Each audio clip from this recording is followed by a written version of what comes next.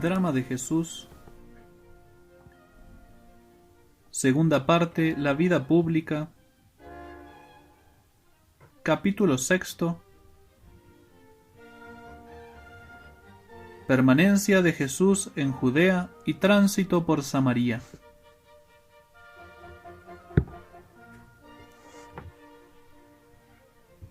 Poco fructuoso había sido en conjunto el ministerio de Cristo en Jerusalén. Un alma, la de Nicodemo, que un día sería grande en el cristianismo, había recibido la influencia de Jesús, pero de un modo todavía incompleto. Había reunido un cierto número de partidarios en torno suyo, mas su fe era sólo externa y no se podía contar con ellos. En cambio, desde su primera manifestación mesiánica, Jesús había suscitado contra sí y contra su obra a los directores religiosos de la nación. La rabia de sus enemigos fue desde el principio mucho más honda y tenaz que lo fueron la fe y el afecto de sus partidarios. Pero con todo, el fin que se había propuesto estaba conseguido. Había inaugurado su oficio en la metrópoli de la teocracia judía y en el templo mismo. Se había manifestado como Mesías con un acto vigoroso de autoridad, expulsando a los vendedores, con su predicación y con sus milagros. No había sido, pues, del todo estéril su permanencia. Se alejaba durante un tiempo de Jerusalén, pero no queriendo todavía dejar la Judea, el sur de toda la Palestina, se retiró a un distrito rural. Su permanencia en Judea debió continuarse por unos 8 meses, durante los cuales ni él ni los jóvenes galileos que le habían seguido a Caná primero, a Cafarnaún luego e incluso a Jerusalén, ninguno de ellos permaneció inactivo. Él, Cristo, anunciaba el próximo advenimiento del reino de Dios a las turbas que poco a poco se le reunieron y que pronto serían muchedumbre numerosa. Ellos, los discípulos, con su licencia y bajo su dirección, conferían el bautismo a quienes lo solicitaban. Jesús y sus compañeros no se alejaron de las riberas occidentales y meridionales del Jordán.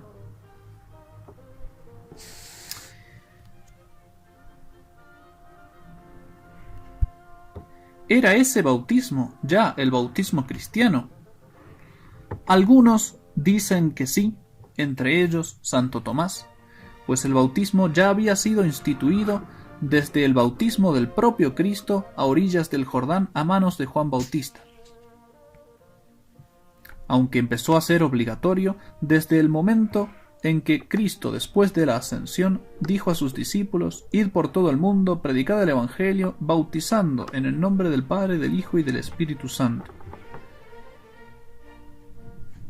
Sin embargo, otros autores dicen que el bautismo cristiano no fue instituido entonces después de la resurrección, y que el rito que entonces administraban los discípulos de Jesús apenas difería del bautismo de Juan Bautista, y como éste simbolizaba la necesidad de la conversión, para tener parte en el reino del Mesías. Por eso dicen que el Salvador se abstenía de bautizar por sí mismo. Si lo hubiese hecho, se hubiera supuesto con razón que entonces sí confería el bautismo cristiano, el bautismo en el Espíritu Santo. Sin embargo, es una de esas cuestiones que resolveremos completamente en el cielo. Las muchedumbres seguían acudiendo en gran número cerca del precursor de San Juan Bautista. Pero el rumor que en Jerusalén se había levantado en torno del nombre de Jesús se extendió por toda la Judea y aún fuera de sus confines.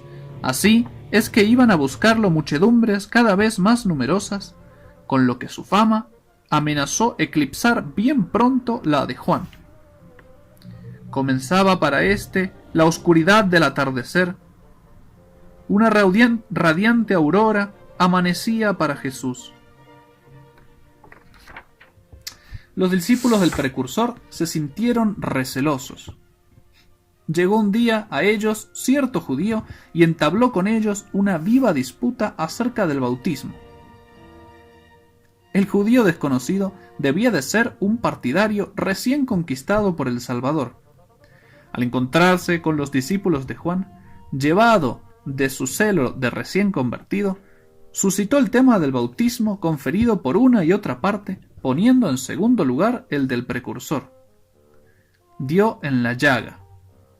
Aquellos discípulos, tan aficionados a su maestro, fueron a buscarlo inmediatamente y con turbación y amargura que se trasluce en sus palabras le dijeron: Rabí, mira que aquel que estaba contigo a la otra parte del Jordán y de quien tú diste testimonio, bautiza ahora y todos se van a él. Bautiza. Los indignó de singular manera, pues consideraban el bautismo de penitencia como invención especial y principal prerrogativa de Juan. Por eso lo llaman el Bautista. Y no les molestaba menos que aquel que se dignaba moverle competencia debía su reputación y sus triunfos, así creían, al testimonio que el mismo Juan había dado de él. Todos se van a él. Exageraban notablemente, pero este suele ser el lenguaje de los celos. Qué mal conocían estos discípulos de espíritu estrecho a su maestro y su alma nobilísima. La respuesta de Juan Bautista contiene el último y el más hermoso, tal vez, de los testimonios que el precursor dio del Mesías. Respondió: Nada puede el hombre recibir del cielo si no le fuera dado. Está queriendo decir, esa fama no se la di yo, se la dio el cielo. Vosotros mismos me sois testigos de que dije, yo no soy el Cristo, sino que he sido enviado delante de él. El que tiene esposa es el esposo, mas el amigo del esposo, que está con él y le oye, se llena de gozo con la voz del esposo. Así pues, mi gozo es completo. Es necesario que él crezca y que yo desaparezca. Así pues, muy lejos de presentarse como rival de Jesús, se coloca el precursor debajo de él en todos los órdenes. Juan apela a los recuerdos de sus propios discípulos. ¿Cómo tan pronto lo han olvidado? Yo he afirmado más de una vez que no era más que el heraldo y el servidor del Mesías. Y recurre a una imagen. En las ceremonias nupciales de los judíos se confiaba un oficio importantísimo, el amigo del esposo. El amigo del esposo disponía todos los preliminares del matrimonio. Concertaba la cantidad de dinero que el futuro marido debía pagar al padre de la novia, transmitía a los novios sus recíprocos mensajes, porque el uso no les permitía verse antes del matrimonio. En fin, preparaba la fiesta de las bodas y la presidía. Mas por honroso que este papel fuese, era secundario y transitorio. Pasadas las bodas, el amigo vuelve a su casa. Con todo, Juan Bautista no ambicionaba otro oficio, y se tenía por muy venturoso y feliz en cumplir, en preparar el matrimonio de Jesús con su iglesia. Es necesario que Él crezca y que yo desaparezca. La estrella en el matrimonio es el esposo, no el amigo del esposo. Juan comprende muy bien que se acerca ya el término de su carrera y está pronto a dejarle su lugar al Cristo, cuya venida ha preparado con todas sus fuerzas. Continuó Juan: el que es de la tierra, tierra es y de la tierra habla. El que viene del cielo sobre todos es, y lo que vio y oyó, eso testifica, y nadie recibe su testimonio. Quien recibe su testimonio certifica que Dios dice la verdad, porque aquel a quien Dios ha enviado, las palabras de Dios habla, porque Dios no le da el Espíritu por medida. El Padre ama al Hijo, y todas las cosas puso en sus manos. El que cree en el Hijo tiene la vida eterna, mas el que no da crédito al Hijo no verá la vida, sino que la ira de Dios está sobre él.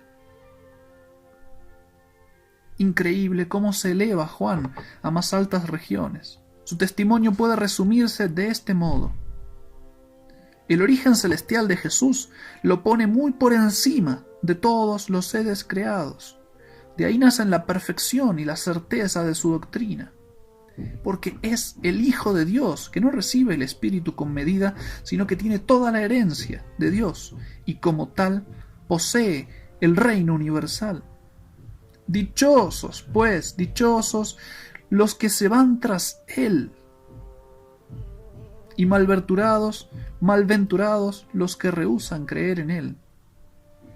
Dichosos los que se van tras Él. Se advierte una cierta tristeza en que su misión de precursor no le deje seguir de cerca al Maestro, como sí hicieron sus discípulos. Los fariseos, que se habían inquietado por los éxitos del precursor y de su bautismo, supieron también que la popularidad de Jesús crecía tan rápidamente que sus partidarios iban siendo más numerosos aún que los de Juan. Con ello comenzó a roerles viva envidia que manifestaron por medio de recriminaciones y de amenazas. El ambiente olía odio. Cuando nuestro Señor se enteró de esta noticia, la consideró como un aviso de la providencia que no debía prolongar por más tiempo su estancia en Judea, donde el partido farisaico gozaba de esa poderosa influencia, y por lo tanto dejó esta provincia y tomó el camino de Galilea. Practicaba así de antemano el consejo que más adelante dará a sus apóstoles: cuando os persiguieren en una ciudad, huid a otra. Un segundo motivo apresuró su partida. Juan acababa de ser encarcelado por Herodes Antipas y Jesús iba a trasladar a Galilea su ministerio propiamente dicho.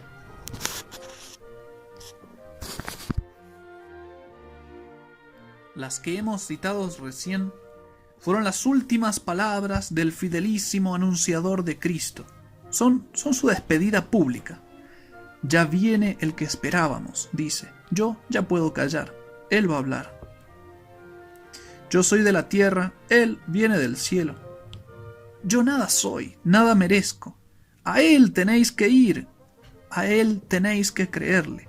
Ay del que no vaya, ay del que no crea. Clamor admirable que completa la belleza del carácter de Juan Bautista. Este gigante de la soledad salió del desierto con la invectiva en los labios, la frase acerada, austera, ardiente de los profetas, rígida. Y podía hablar así, porque reprendía crímenes y voluptuosidades que él jamás conoció. Mas luego se encuentra con Jesús y no sé qué dulzura, hasta entonces desconocida, comienza a templar su fuego. Al calor de un amor más grande, el metal duro entra en fusión y se ablanda. Después, juntando la humildad con la ternura, en lugar de concentrar sobre sí mismo el deseo de las multitudes, sino derivarlo y mandar a todas las almas hacia Cristo, las dirige sobre uno más grande que él, y se alegra de verse eclipsado, mientras que Cristo crezca. Esta es la grandeza de Juan Bautista. Solo le falta un rasgo para ser perfecto: el martirio, que ya comienza a vislumbrarse sobre el cielo del Bautista el esplendor de este sol. Por aquellos días, Herodes, a las muchas maldades que había cometido, añadió esta, que apresó a Juan Bautista y atado lo metió en la cárcel. Se van a cumplir los deseos de Juan, que crezca Jesús y él disminuya. Y disminuirá en el silencio de los sótanos de un castillo. Herodes, rey adúltero, le ha encarcelado porque el austero Bautista lo reprendió terminantemente: Rey, no te es lícito tener la mujer de tu hermano. Y aquel rey no podía tolerar que le dijesen la verdad.